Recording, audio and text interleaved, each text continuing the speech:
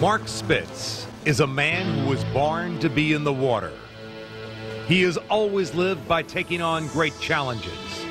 Now he takes on the greatest challenge of his life, trying to turn back the clock almost 2 decades. It's 1972. Mark Spitz establishes himself as the greatest swimmer of all time. It was to be overshadowed by other images in 1972. For the 1972 games would best be remembered for terrorism. 11 Israeli athletes were gunned down by terrorists. Mark Spitz, Olympic gold medalist, was also Jewish. Therefore, he did not remain in the Olympic Village in Munich, Germany. Instead, he had to leave the games early. Well, it was sort of a chaotic period of time in my life. I mean, I had just won, and it was the highest point in my life, and all of a sudden it seemed to be the biggest down that ever happened to the Olympic Games. And but I came home and I watched the rest of the week of the Olympic program from television at home, so that was kind of unusual. Fame and fortune, and certainly a world of notoriety, as Mark Spitz was on the cover of virtually every national magazine in America. But following the Olympics, Mark Spitz retired from competitive swimming. He, his wife Susie, and his son Matthew lived a quiet life. 19 years later, at age 41, Mark Spitz has dived headlong into a comeback. I think my motivation now is to do something that, in one sense, has never been done before. And I think that's what really motivates me. It's so bizarre that you know, it may have a possibility of being successful. I'm not sure yet.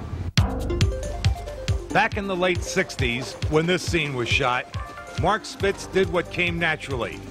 Hard, regimented training was not necessarily a part of his life. But now at age 41, he is taking advantage of the most advanced training in the world to prepare for the 100-meter butterfly. He knows that the odds are against him, but with today's training techniques, he's confident he can make a successful comeback.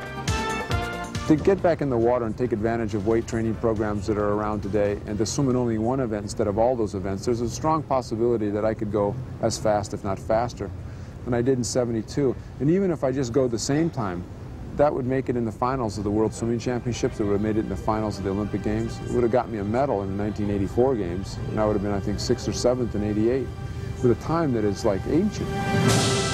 Mark Spitz is once again in the center of the spotlight. Whether he stays there will depend on how well he can do out of the starting blocks. I think if you're mature enough and put everything in its proper place, you're able to handle a program. In this case, it would be no different than if I went off and tried to build a lot of homes, more than I've ever built before. A profession that I'm involved with as a developer. Well, then it's no different than getting back in the water and trying to swim again. And to me, it seems a little easier to swim in one event than in 7. And it kind of came up with a little saying that sums it all up. I'm not as good as I once was. I hope to be as good once as I ever was. It just takes one more time. Mark Spitz has always been recognized as one of the greatest swimmers of all time.